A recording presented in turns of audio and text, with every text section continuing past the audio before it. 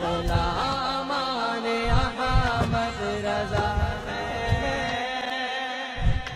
کوئی بھی ہم سے جیتا نہیں ہے۔ یہ میرے خلاف جو انہوں نے الزام بنایا توہین رسالت کا، توہین سیدہ پاک رضی اللہ تعالیٰ عنہا کا، تو میں پہلے بھی مطالبہ کر چکا ہوں، اور آج بالخصوص جو گزشتہ دن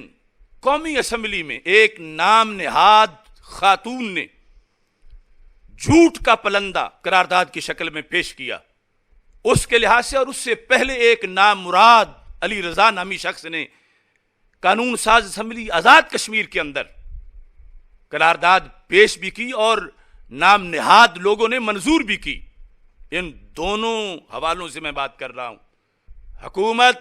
ادارے، فوج، سپریم کورٹ مجھے قومی اسمبلی میں بلائے اور میرا نقطہ نظر سنے،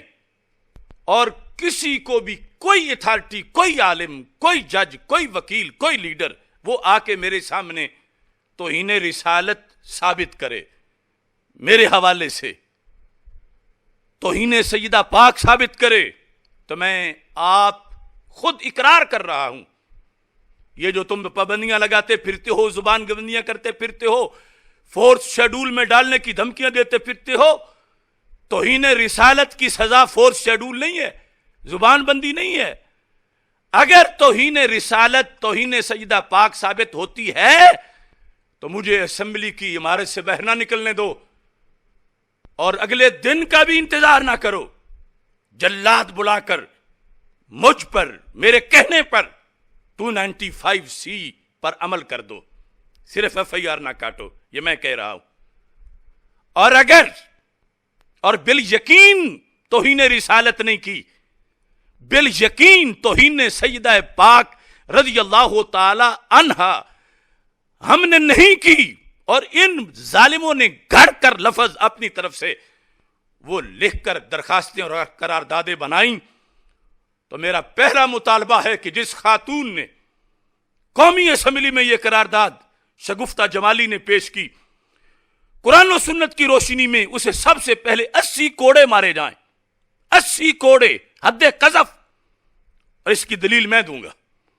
ثبوت میرے پاس ہے کہ اس نے حد قذف سے بھی بڑا جرم کیا ہے۔ یہ تو آغاز ہوگا، اور اس کے بعد 295C اس پر لگائی جائے، اس نے اپنی طرف سے لفظ گھڑ کے خطا کار جیسے میری طرف منسوب کر کے سیدہ پاک کی اس نے توہین کی ہے۔ اور ایسے ہی علی رضا جو اپنے طور پر نامراد پیر بنا پھرتا ہے،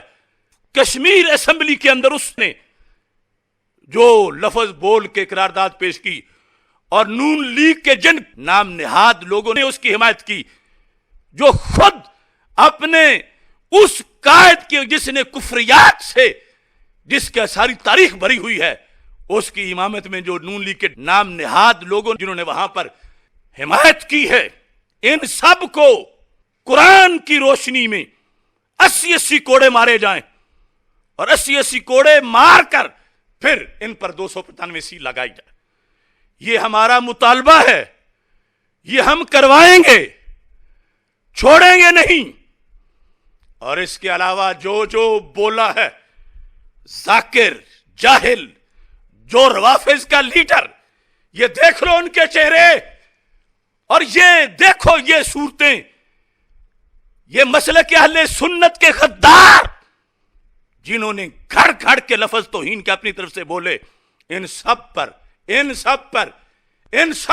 پہلے انہیں 80 کوڑے مارو، اور اس کے بعد ان پر 295C لگاؤ۔ میں نے اپنے آپ کو پیش کر دیا، اسمبلی میں بلاؤ مجھے، اور ان میں سے کسی کو کہو توہین آ کے ثابت کرے۔ غلامان احمد رضا ہے، کوئی بھی ہم سے جیتا نہیں ہے۔